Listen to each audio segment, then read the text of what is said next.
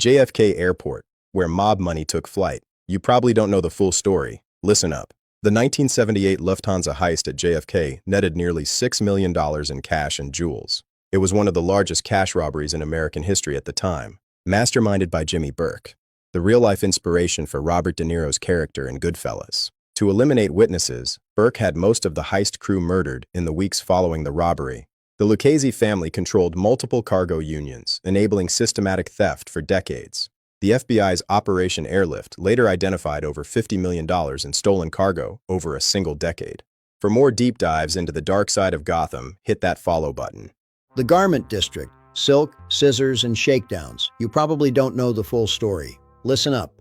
The Lucchese family dominated NYC Garment District trucking from the 1950s through the 1990s, extracting tribute from virtually every clothing manufacturer in Manhattan.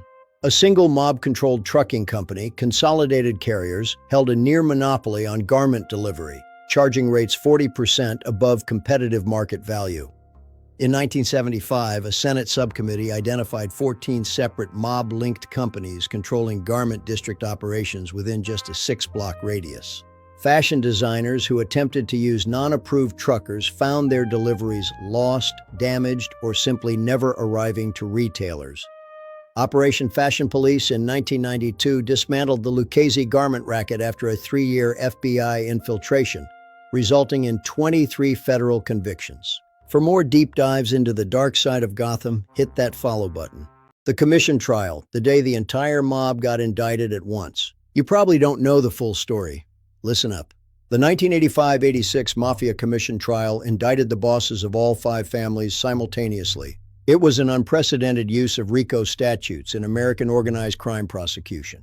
Key evidence came from an FBI bug inside Castellano's Staten Island home, capturing hundreds of hours of mob business. 8 mob leaders received sentences totaling over 100 combined years in federal prison.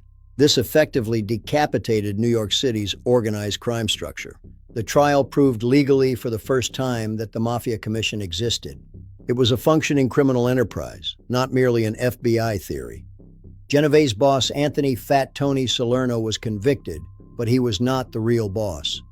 The actual power, Vincent the Chin Gigante, escaped prosecution until 1997. For more deep dives into the dark side of Gotham, hit that follow button. Joe Valachi, the first man to break omertà on national television. You probably don't know the full story. Listen up.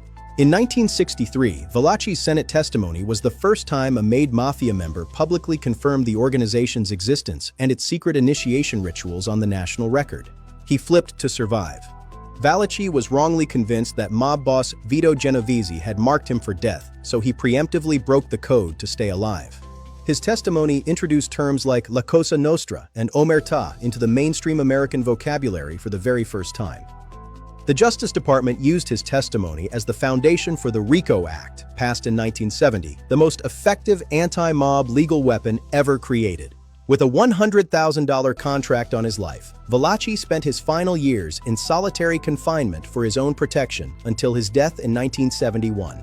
For more deep dives into the dark side of Gotham, hit that follow button. Sparks Steakhouse, the most infamous dinner table in NYC history. You probably don't know the full story. Listen up.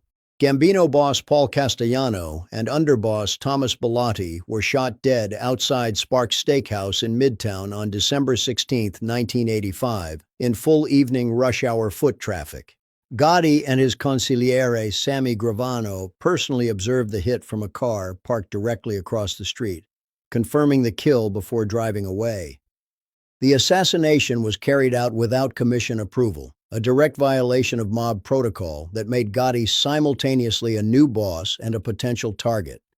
The NYPD investigated the murders for years, but couldn't build a prosecutable case until Gravano turned government witness and testified against Gotti in 1992. Sparks Steakhouse remained open and continued serving dinner that same evening, reportedly fully booked, because this was, after all, New York City. For more deep dives into the dark side of Gotham, hit that follow button.